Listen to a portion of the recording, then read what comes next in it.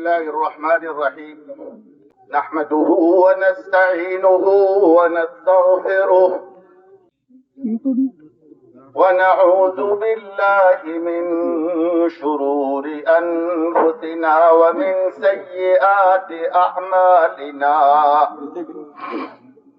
من يهده الله فلا مضل له ومن يضلله فلا هادي له ونشهد أن لا إله إلا الله ونشهد أن سيدنا ومولانا محمدا عبده ورسوله الذي أرسل إلى الناس كافة بشيرا ونذيرا وداعيا إلى الله بإذنه وسراجا منيرا فبلغ الرسالة وأدى الأمانة وقام بالحجة ودعا إلى الحق صلى الله عليه وسلم تسليما كثيرا كثيرا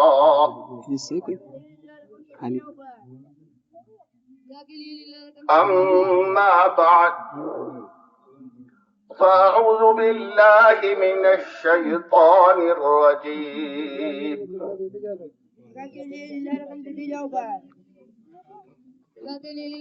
من يتق ويصبر فإن الله لا يضيع أجر المحسنين وقال تعالى إن تصبروا وتتقوا لا يضركم كيدهم شيئا صدق الله العظيم.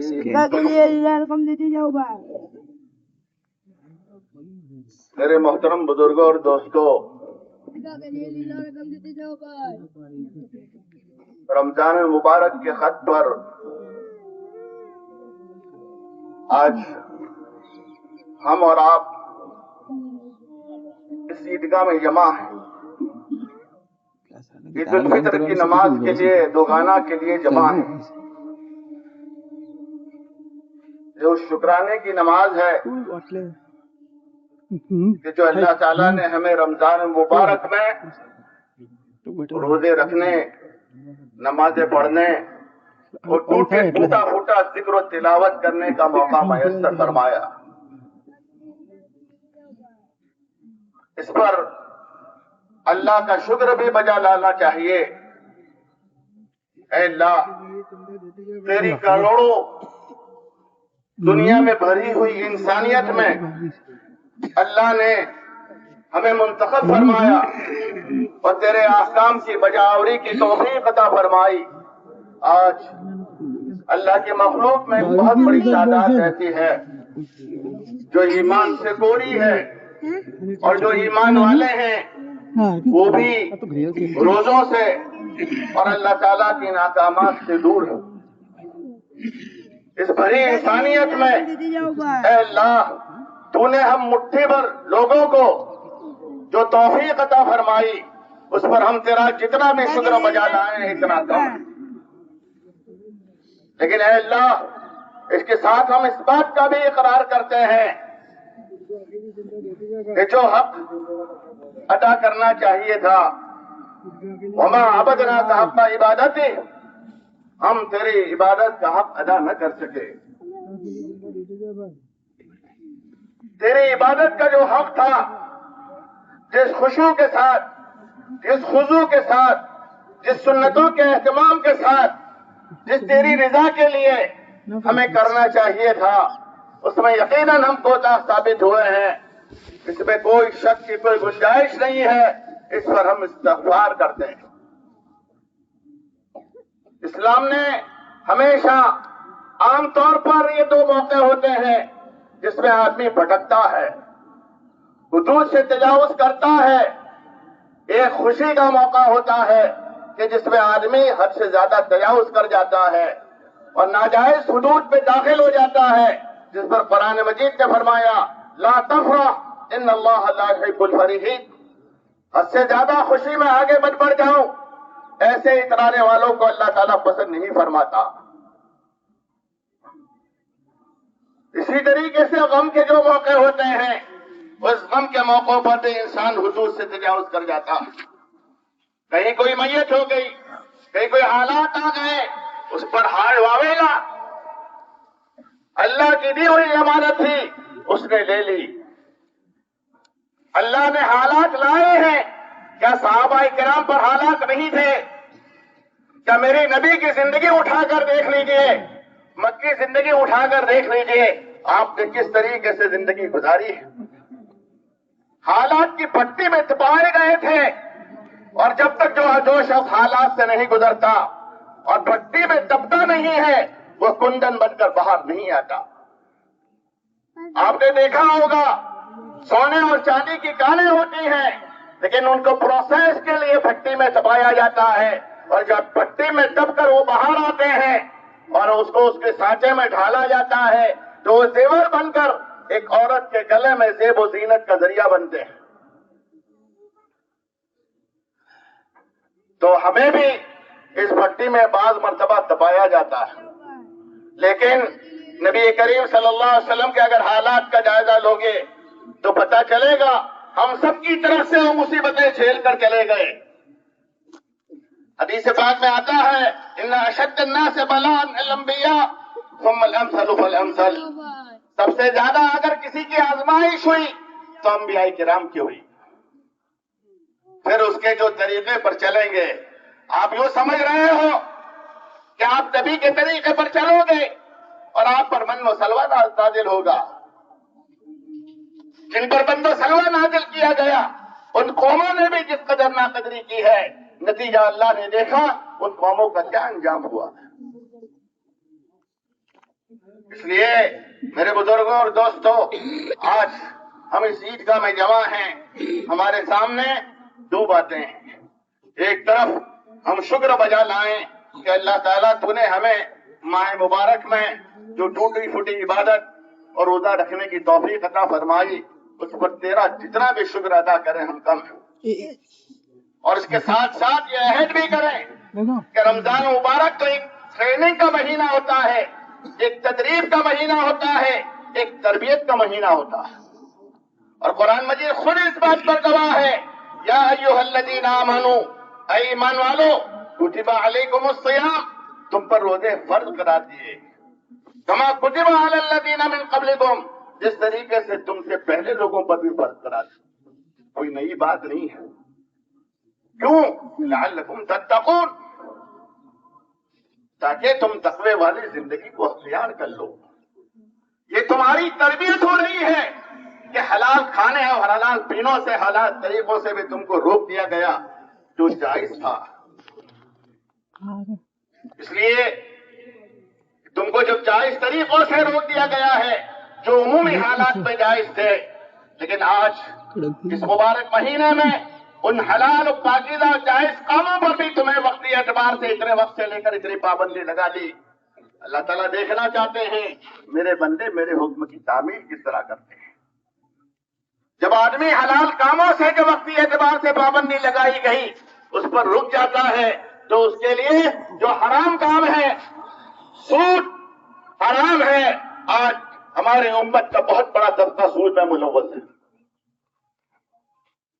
میرے بھائیوں، سود ایک بلا ہے، ایک نحوست ہے جس نے گھر کے گھر تباہ کیے ہیں، جس نے نسلوں کو اجاڑا۔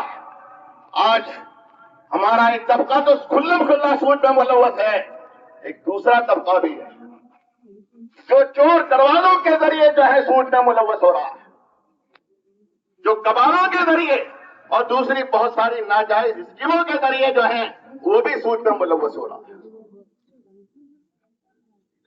اور سود کا خود قرآن مجید میں فرمان ہے یمحق اللہ الربا ویربی الصدقات، اللہ تعالیٰ سود کو مٹاتے ہیں اور صدقات کو بڑھاتے ہیں۔ تو میرے بزرگوں اور دوستوں، ہماری زندگی جو گزری ہے اس میں حلال چیزوں پر بھی جب پابندی عائد کی تھی تو جو مستقل حرام ہے، سود کے بارے میں تو یہ ہے میرا اعلان جنگ ہے، اس کے ساتھ اس کو مبتلا ہونا، اس کے کسی بھی طریقے سے اس کی اسکیم میں ملوث ہونا، یہ کہیں کامیابی کی ضمانت نہیں دیتے۔ اس لیے ان ساری چیزوں سے جو حرام ہے، سود، چیٹنگ، فراڈ، دھوکہ دہی، جھوٹ، مکاری اور بہت ساری باطل کی صورتیں ہیں، کسی پر بہتان، غیبت، یہ ساری وہ چیزیں ہیں جس کو اسلام نے ہمیشہ ہمیشہ کے لیے حرام قرار دی۔ جو ایمان والا حلال چیزیں جس کی وقتی اعتبار سے پابندی عائد کی تھی اس پر جب عمل کرتا ہے تو اس کے لیے ان چیزوں کا جو ہمیشہ کے لیے حرام ہے عمل کرنا آسان ہو جاتا ہے۔ اس لیے میرے بزرگوں اور دوستوں، یہ مبارک مہینہ ہم کو پیغام دے کر جا رہا ہے کہ جس پاکیزگی کے ساتھ تم نے زندگی کو گزارا تھا، اب اس پاکیزگی کا احترام کرنا، اس پاکیزگی کا خیال رکھنا اور اپنی زندگی کو اس طریقے سے پیش کرنا کہ ہم نبی اکرم صلی اللہ علیہ وسلم کے امتی ہیں۔ میرے بزرگوں، آج ہم عید کے موقع پر جمع ہیں اور عید کا یہ موقع یقیناً خوشی کا موقع ہوتا ہے۔ ہزاروں کی تعداد میں لوگ عیدگاہ میں اور مختلف مساجد میں نماز ادا کرتے ہیں اور یہ خوشی کا موقع ہے، لیکن میرے آقا علیہ الصلوۃ والسلام کی زندگی کے اوراق پر اگر آپ نظر ڈالو گے تو پتہ چلے گا کہ وہ اپنی خوشیوں میں دوسروں کی خوشیوں کو شامل کرتے تھے۔ یہ خوشی نہیں ہے میں اور میرے بچے خوشی کر لیں اور معاشرے کا جو بڑا طبقہ بے حالی میں، خستہ حالی میں، پریشان حالی میں فاقہ مستی کے ساتھ زندگی گزار رہا ہو اور آپ اس کی طرف سے لاپرواہ ہو۔ میرے بزرگوں، نبی پاک علیہ الصلوۃ والسلام عیدگاہ میں جا رہے ہیں۔ عیدگاہ میں جاتے ہوئے دیکھا کہ کچھ بچے جو ہیں کھیل رہے ہیں، خرید و فروخت کر رہے ہیں، خوشیاں منا رہے ہیں، نئے کپڑوں میں ملبوس ہیں، زینت کے سارے اسباب اختیار کیے ہوئے ہیں اور خوشی کے مارے دوڑ رہے، پھلانگ رہے ہیں، کود رہے ہیں۔ آپ علیہ الصلوۃ والسلام نے ان بچوں کو دیکھا۔ دوسری طرف ایک بچہ دور کھڑا تھا، وہ غمزدہ تھا، پریشان حال تھا، وہ خستہ حالی کا شکار تھا۔ میرے بزرگوں، جب آپ علیہ الصلوۃ والسلام نے دیکھا اس بچے کی طرف بڑھ کر پوچھا، بیٹا کیا بات ہے؟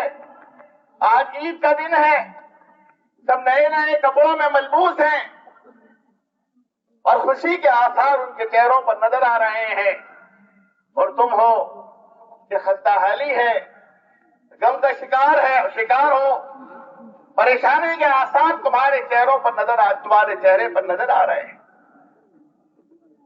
وہ بچہ بولا،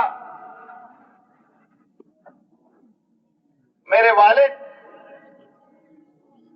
کی شفقت سے میں محروم ہوں، میرے والد کی شفقت سے میں محروم ہوں اور میری ماں کی ممتا سے بھی میں محروم ہوں۔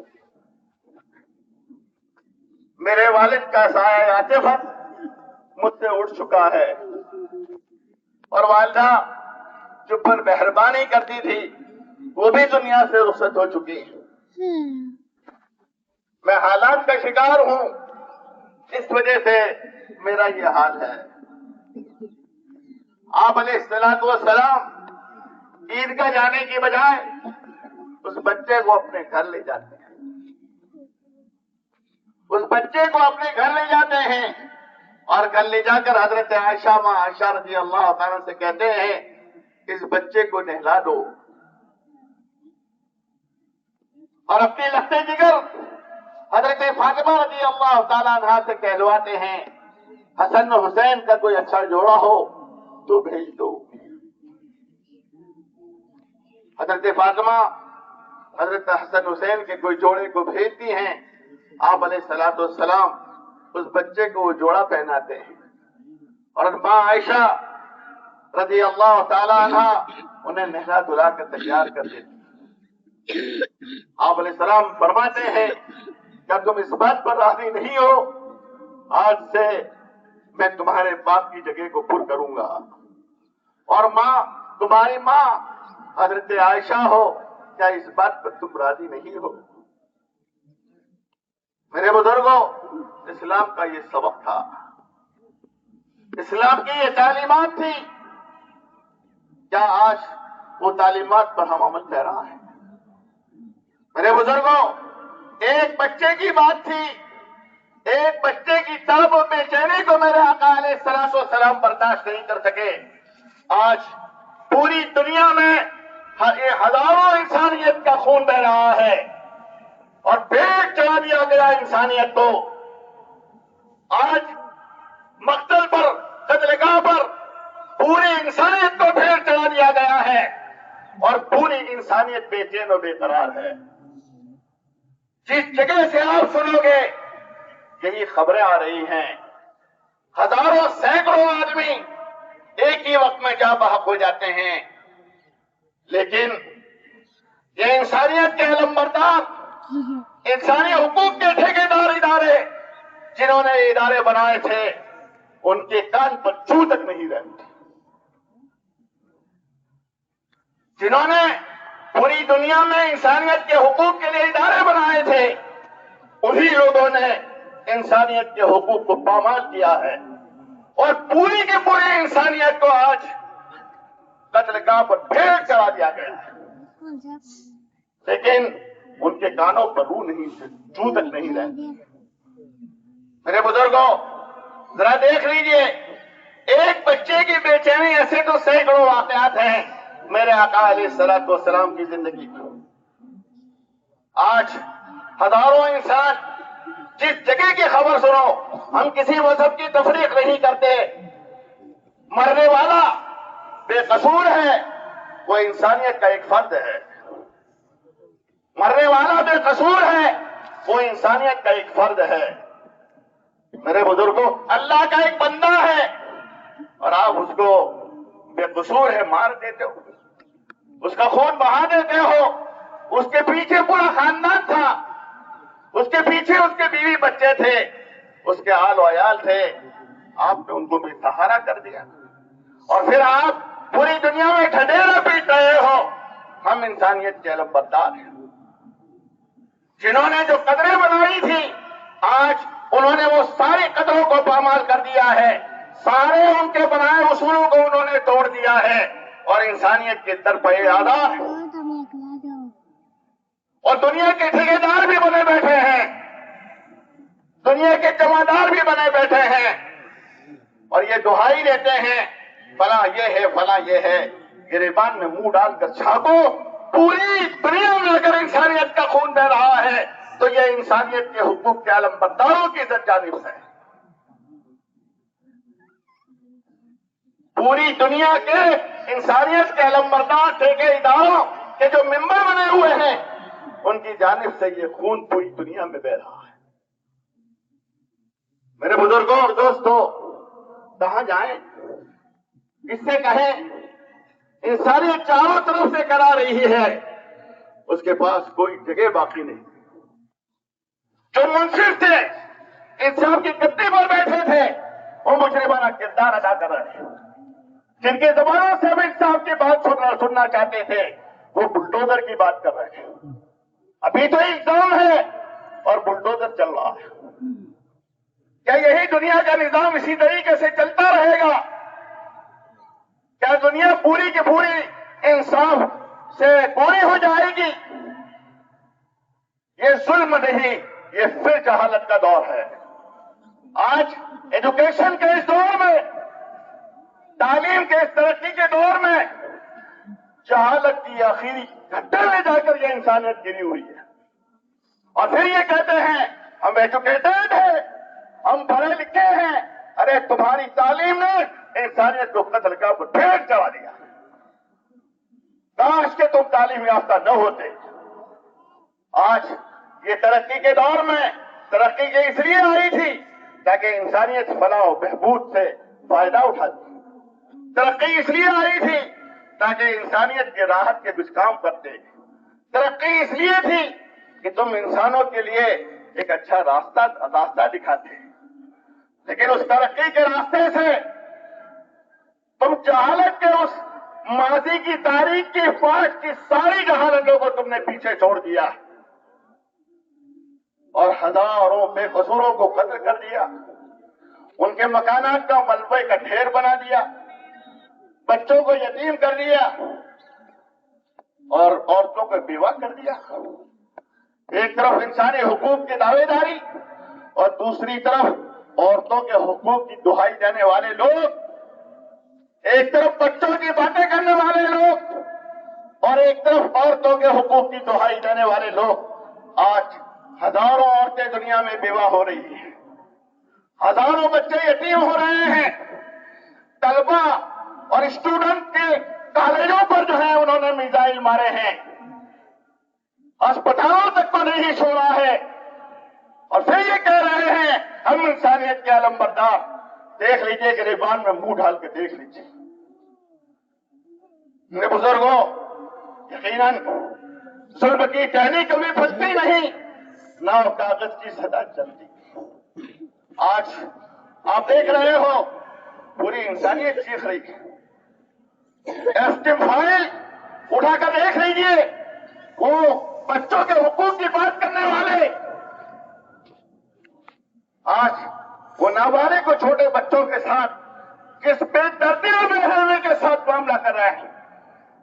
اللہ کرے ہمارے ملک کے حکمرانوں کے نام اس میں نہ ہوں، اور اگر ہوں تو تحقیق میں سچ ثابت نہ ہوں، لیکن پوری دنیا کے جن لوگوں کے نام آ رہے ہیں اور جو معاملہ ہے وہ ذرا اٹھا کے دیکھ لیجیے۔ گھنونی انسانیت کی تاریخ کی گھنونی ترین جو ہے یہ ہسٹری ہے۔ صفر انسانیت کا سر شرم سے جھک جانا چاہیے تھا، لیکن وہ لوگ جو کرسی پر براجمان ہیں، جن کو انصاف کی کرسی پر بٹھایا گیا ہے، اور جو بچوں کے حقوق، عورتوں کے حقوق اور انسانیت کے حقوق کی بات کرتے ہیں، آپ ذرا جا کے دیکھ لیجئے کیا ہو رہا ہے۔ میرے بزرگوں اور دوستوں، میں آپ سے وقت ہو رہا ہے، میں آپ سے اتنی ہی بات کہوں گا کہ اس وقت قرآن مجید کے جو آیت میں نے آپ کے سامنے تلاوت کی، من يتق الله من يتقي ويصبر فإن الله لا يضيع أجر المحسنين۔ میرے بزرگوں، ہماری عیدگاہ کمیٹی کے لوگ آپ کے پاس پہنچ رہے ہیں، آپ دل کھول کر چندہ دیجئے۔ ملت کے سارے کام اسی طریقے سے ملت کے تعاون سے ہو رہے ہیں، اس وجہ سے میری آپ سے یہ گزارش ہے کہ یہ ہمارے ساتھی پہنچ رہے ہیں، ایسے بھی بہت سارے ملت کے کام ہیں جو آپ کے روپے 5 روپے 100 روپے سے ہو رہے ہیں۔ آپ اس کام میں مضبوطی سے تعاون کیجئے۔ آپ کا تھوڑا سا تعاون امت کو آگے بڑھانے میں جو ہے وہ یقیناً بڑا اہم رول ادا کرے گا۔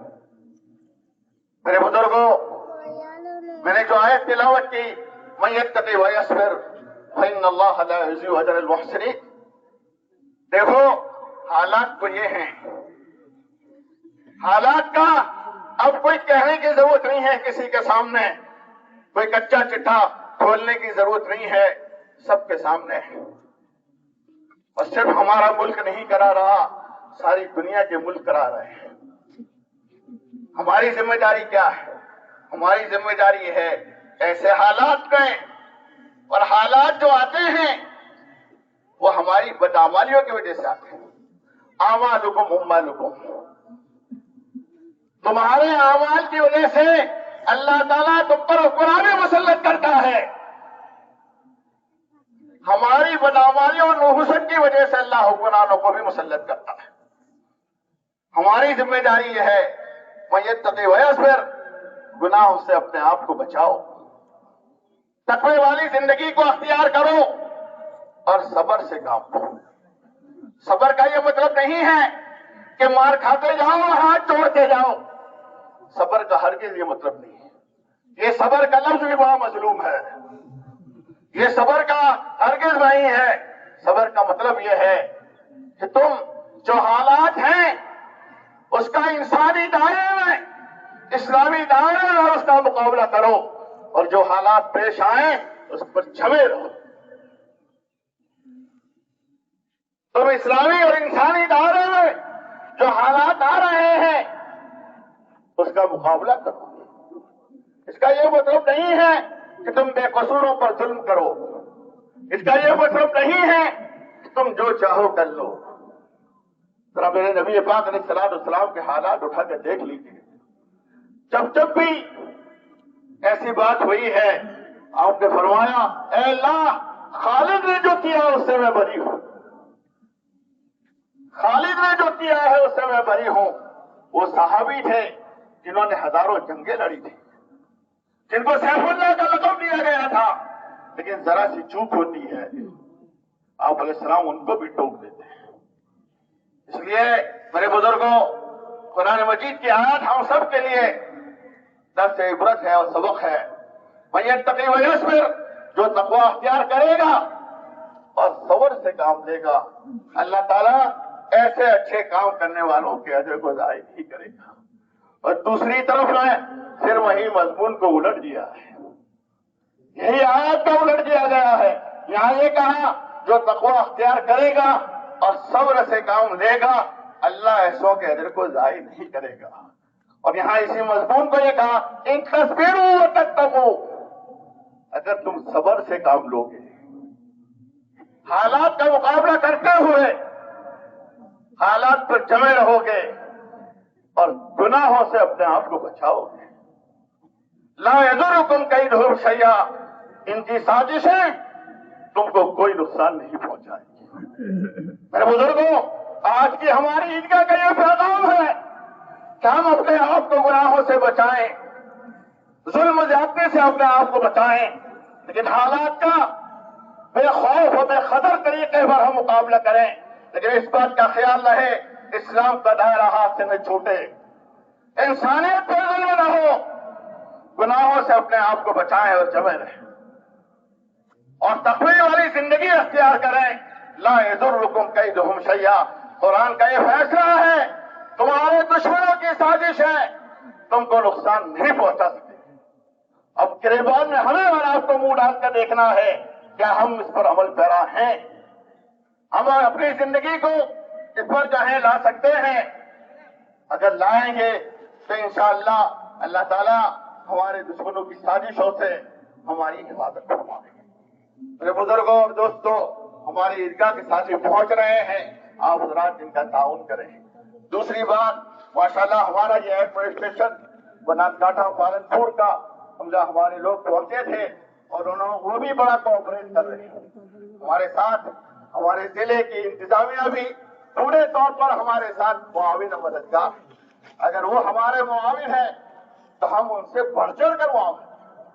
وہ ہمارا تھوڑا سا تعاون کر رہے ہیں ہمارے ہر کام میں، تو ہماری بھی ذمہ داری ہوتی ہے ہم بڑھ چڑھ کر ان کا تعاون. ہمارے ساتھ کوئی تھوڑا سا احسان کرے ہم اس پر اور زیادہ احسان کریں، اس کو قریب کرنے کی کوشش کریں. انشاءاللہ اگر ہمارا یہ شیوا رہا، ہم نے اپنے اخلاق کو بدلا اور نبی کے اخلاق پر ہم نے اپنی زندگی کو ڈھالنے کی کوشش کی ہے، یہ بادل چھٹیں گے، یہ اندھیرے کے بادل چھٹیں گے اور روشنی کی کرن نمایاں ہوگی. میرے بزرگوں، اندھیرا آتا ہے، بادل آتے ہیں، لیکن یہ وقتی ہوتے ہیں، یہ وقتی ہوتے ہیں، عارضی ہوتے ہیں، تھوڑے دن بعد چھٹ جاتے ہیں.